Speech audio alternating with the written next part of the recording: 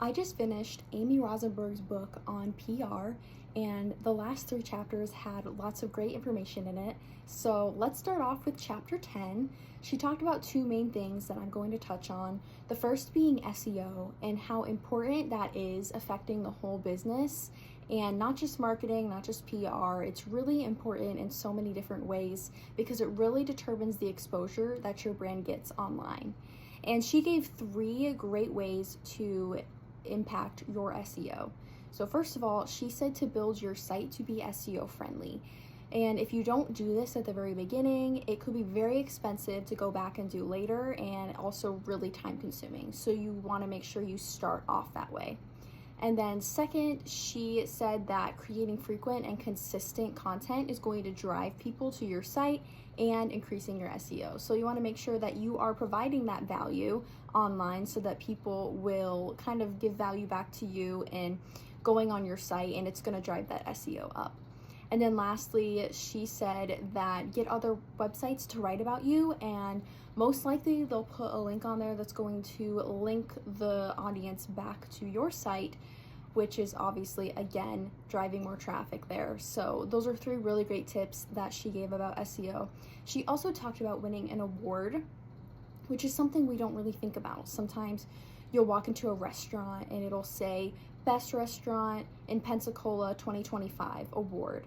And we often forget that PR people are actually people who are handling that. They are entering the business in those contests. And so she said to consider if those would be worth your while and to look and see what the requirements are. Is there a fee? Is that in the budget?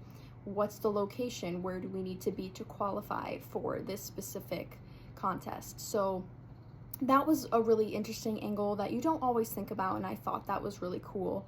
Then chapter 11, she talked about making your own PR plan, and of course, no size fits all. There are going to be different situations that require different planning processes, but there are some things that remain true for every single thing that you tackle. So first of all, she talked about identifying your goals is always going to be very important. She also talked about creating a good PR timeline and selecting your audience and making sure that you know exactly who you are talking to when you're doing your PR efforts. And then chapter 12, she talked about living the PR lifestyle, and there's a lot that goes into that, but she talked about a bunch of little random tips, and I'm just going to list some of the ones that I thought were the most interesting. First of all, she talked about sneaking in local angles when possible.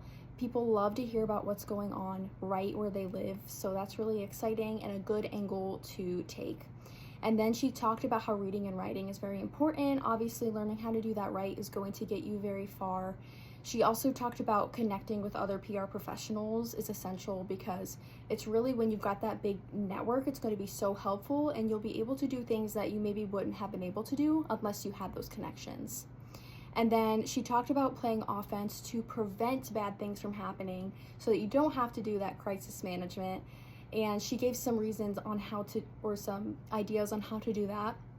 But then she also talked about playing defense and what to do and what not to do, and really just acting in a timely manner and making sure that you're always being forthcoming and telling the truth to your audience. Overall, this was a really great book, lots of great information that I was able to get from this book.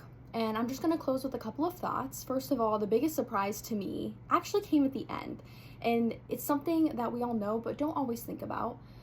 It's how PR really just will infiltrate your life. Like she said, living that PR lifestyle, you're always going to be noticing things around you that you can apply in your job as a PR person. And so you're always going to be aware of what's going on around you in those situations, and in some cases even applying it to your work. And then lastly, I'm just going to end with SEO again and talk about why she talked about it so much. And SEO is really important because you could have really great campaigns and you could be doing it all, but if you're not getting that visibility online, it's not going to get you as far. SEO makes PR efforts more visible and longer lasting and more impactful.